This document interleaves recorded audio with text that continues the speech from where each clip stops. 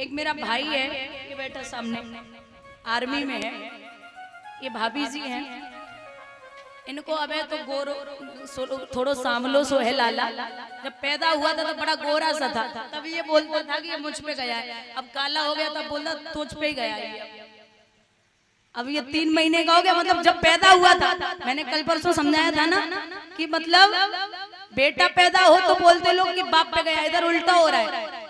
अभी ये जब पैदा हुआ था तो बहुत गोरा था, ये थोड़ा ठीक ठाक दिखता है, ठीक ठाक तो इससे सुंदर तो ये लगती है।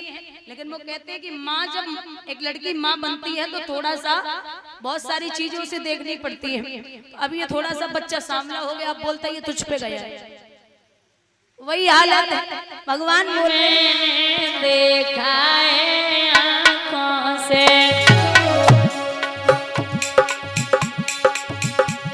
आंखों का पलक गिराया है,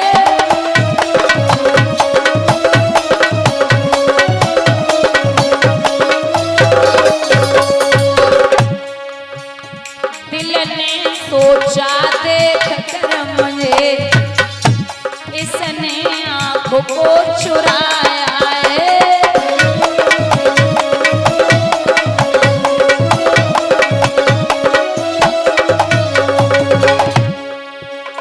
मैं काना नहीं कुरूप नहीं, मुझको अपना अभिमान नहीं,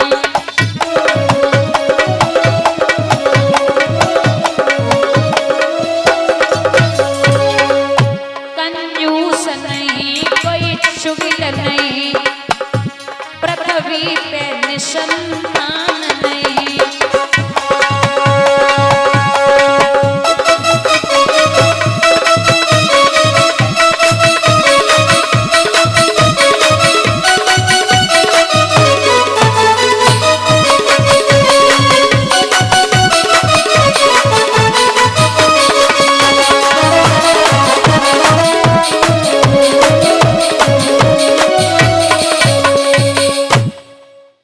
आवाज लगाई तो वो भजन में बैठे थे।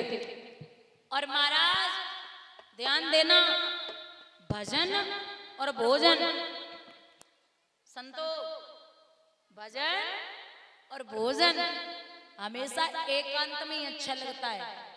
एकांत का मतलब होता है जो एक के बाद अंत हो जाए, एक के बाद अंत हो जाए उसे हम एकांत कहते हैं। भोजन भी एकांत में, भजन भी। ऐसे नहीं माला जप रहे राम राम राम मैसिया डिली बांधी और फिर शुरू। भोजन, एक बात बताइए, आप में किसी ने पशुओं को बैठ के भोजन करते देखा? बैठते हैं पशु, खड़े होके भोजन करते हैं या बैठ के? ये बताओ बस। पशु खड़े होके करते हैं ना, और इंसान अच्छा। अब कहो कि ब्याह बारात में जाओ, पता चल जाएगा कितने बैठे कर रहे। लाइन प्लेट पूरे ग्राउंड के चक्कर लगाता है। जैसे पशु नहीं घास में मुंह मार लेगा या चारे में मुंह मार लेगा, फिर चारों तरफ देखेगा फिर खाएगा, वैसे ही प्लेट में रखो भोजन और एक टुकड़ा खाओ, फिर चाचे को मुंह देखो फिर लग गए, फिर चाचे को मुंह देखो फिर लग गए। ये पशुओं वाली फितरत आ गई आदमी में।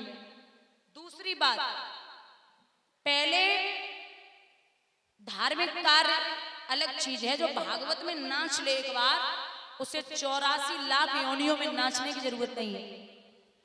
पहले शादियां होती थी, शादी में नाचने वाले बाहर के आते थे और खाना बनाने वाले घर के होते थे।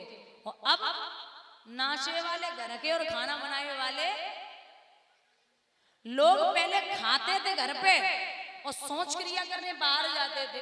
अब खाए के बाहर थे यार, सोच क्रिया घर में कर रहे। बोलिए गोविंद भगवान की। पहले चाहे कितना भी पुराना घर हो, लोग चौपाई लिखते थे राधे राधे सीताराम। और सच्चे सनातनी वैष्णव यदुवंशी हम यादव तब हैं जब हमारे यहाँ एक गाय और तुलसी का पौधा होना चाहिए, तब हम सच्चे यदुवंशी हैं। लेकिन अब यादव के द्वारे पे छरियां बकरियां दिखाई देती।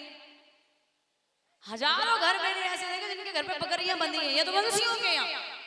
जिसका जो काम है उसे वही करने दो, ऐसा मैं नहीं। विद्वान कहते हैं कि यदुवंशी के यहाँ अगर एक बार बकरी खूंटे पे घूम जाए तो वहां कम से कम 100 बार गाय घूमे तब वो घर पवित्र होता है। बोलिए गोविंद भगवान की। अब कछु के घर में होवे भी सोचेंगे हमारा धंधो और बंद करवाए देंगे, नहीं, ऐसा मैंने देखा है। तो हम सच्चे वैष्णव तब हैं, सच्चे सनातनी तब हैं, हमारे घर में एक तुलसी का पौधा, एक गाय होनी चाहिए। तो भजन में बैठे विचार किया, ये तो सुन नहीं रही, भाई का सर्प पड़ा था, उठाया महात्मा के गले में डाल दिया। चले आए, उनके पुत्र श्रृंगी ऋषि गंगा में स्नान कर रहे थे, उन्होंने उजली में जल लिया और जल लेकर के श्राप दिया है कि ओरे राजा, तूने मेरे पिता का अपमान किया, एक ऋषि का, एक संत का, जा मैं श्राप देता हूं कि तुझे 7वें दिन तक्षक नाम का सर्प। धीरे धीरे परीक्षित बड़े हुए और समझदार हो ही पाए थे। पांडवों ने इनका राज तिलक कर दिया। जब पांडवों ने इनका राज तिलक किया तो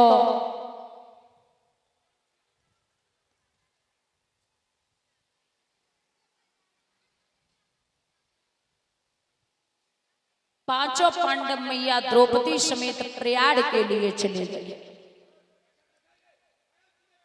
यहां जब महाराज पांडव प्रयाग के लिए गए हैं, एक दिन की बात है, परीक्षित ने विचार किया कि जब कोई मरता है तो कुछ न कुछ रख के जाता है, हम भी तो देखें हमारे दादा परदादा हमारे लिए क्या रख के गए।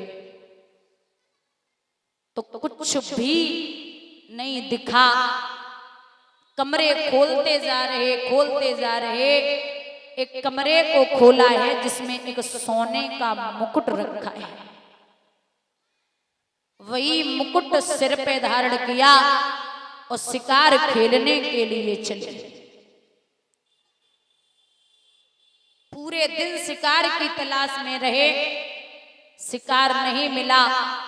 एक झाड़ी से छिपके बैठे तो का देखो है कि महाराज एक गाय और बैल के जोड़े को एक शूद्र हाथ में डंडा लेकर के ऐसे मार रहा था मानो उनका कोई साथी न हो।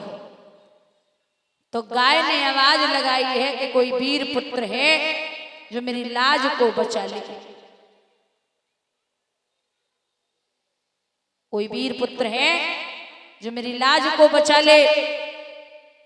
परीक्षित ने धनुष पे बाण चढ़ा लिया और जवाब दिया है, निधड़क हो निर्भय हो कपिले, सेवक सेवा में हाजिर है, विश्वास रहे मैया मेरा तुझ पर सर्वस्व निछावर है।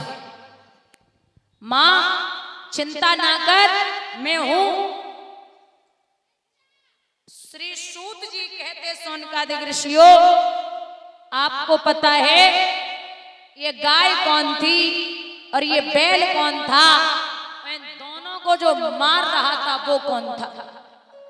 बोलिए, गाय है पृथ्वी मैया और बैल है धर्म। धर्म के 4 चरण होते, सत्य, तप, दया और दान। लेकिन वो बैल एक ही पैर से भाग रहा था, 3 कहां गए? जब सतयुग था तब 4 थे, जब त्रेता युग आया तब 3 बचे, जब द्वापर आया तब 2 बचे, जब कलयुग ने अपना चरण दबा लिया तो सिर्फ 1 पैर बचा है।